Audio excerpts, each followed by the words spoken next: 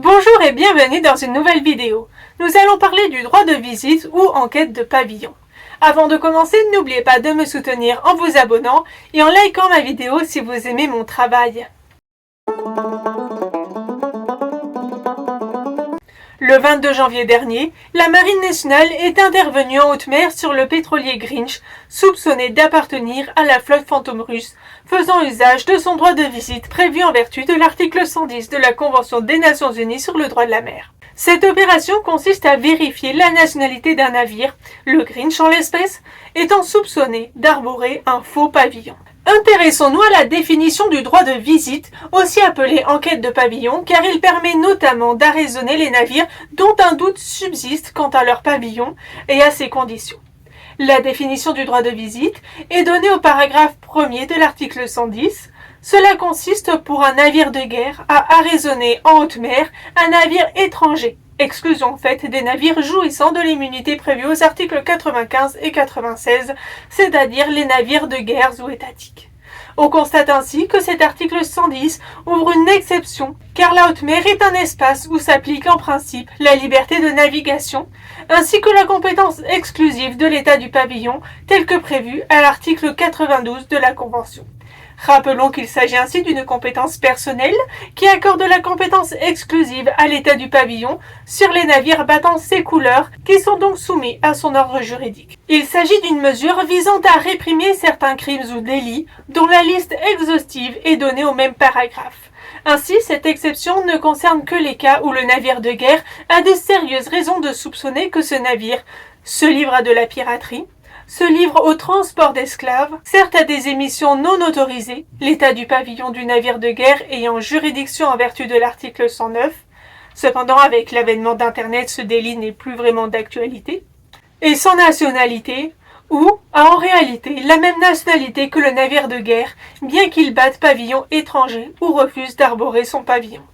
En quoi consiste le droit de visite? Le paragraphe 2 indique que dans les cas visés au paragraphe 1er, le navire de guerre peut procéder à la vérification des titres autorisant le port du pavillon. À cette fin, il peut dépêcher une embarcation sous le commandement d'un officier auprès du navire suspect. Si, après vérification des documents, les soupçons subsistent, il peut poursuivre l'examen à bord du navire en agissant avec tous les égards possibles.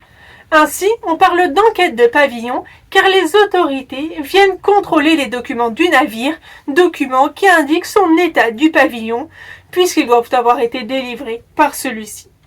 Finalement, l'État qui arraisonne le navire étranger engage sa responsabilité. Paragraphe 3. Si les soupçons se révèlent dénués de fondement, le navire arraisonné est indemnisé de toute perte ou de tout dommage éventuel, à condition qu'il n'ait commis aucun acte le rendant suspect. À l'inverse, il peut engager des poursuites judiciaires. Ainsi, dans l'affaire du Grinch, l'examen des documents a confirmé les doutes quant à la régularité, ou plutôt l'irrégularité, du pavillon arboré. Un signalement a été fait au procureur de la République de Marseille, compétent au titre du tribunal maritime. À sa demande, conformément au droit international, le navire a été dérouté. Plus récemment, début mars, nos voisins belges ont intercepté au large de Zeebrugge le pétrolier Etera, identifié comme appartenant à la flotte fantôme russe et inscrit sur la liste des sanctions des États-Unis, du Royaume-Uni, de la Suisse et de l'Union européenne. Des renseignements laissaient supposer qu'il naviguait illégalement sous pavillon guinéen, faisant ainsi usage d'un faux pavillon, ce qui a justifié une opération d'arraisonnement en vertu de l'article 110 afin de procéder à une inspection à bord. Après la découverte de faux documents, le navire a été remis au parquet fédéral et aux autorités de contrôle de l'état du port pour la poursuite de l'enquête. Enfin, depuis décembre 2025, les États-Unis ont également abordé une dizaine de navires soupçonnés de contourner les sanctions états-uniennes en vertu de l'article 110. Ainsi, le droit de visite ou enquête de pavillon est une exception au principe de la compétence exclusive de l'État du pavillon en haute mer. Son usage s'est intensifié dans le cadre de la lutte contre la flotte fantôme, constituée de navires souvent âgés et sous normes, ce qui amène de plus en plus d'autorités maritimes à refuser de les inscrire sous leur pavillon et par conséquent à ce qu'ils naviguent sans pavillon. J'espère que cette vidéo vous aura été instructive et que vous apprécierez également les prochains épisodes. À bientôt dans une nouvelle vidéo!